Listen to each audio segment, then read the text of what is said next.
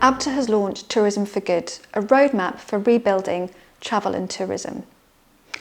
COVID-19 has brought into stark relief the value of tourism, the value to holidaymakers, value in terms of jobs and livelihoods in the UK and in destination, social value and quality of life, and the role tourism can play in the preservation of culture and nature.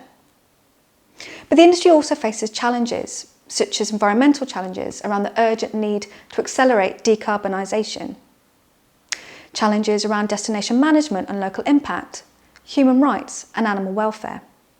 And the report explores how the industry is tackling those challenges. ABTA has been working on sustainability for a long time, and we provide a roadmap for how we will continue to champion sustainability with our members, destinations, customers and the wider industry. We also set out how this can be supported by actions and policies from the UK government.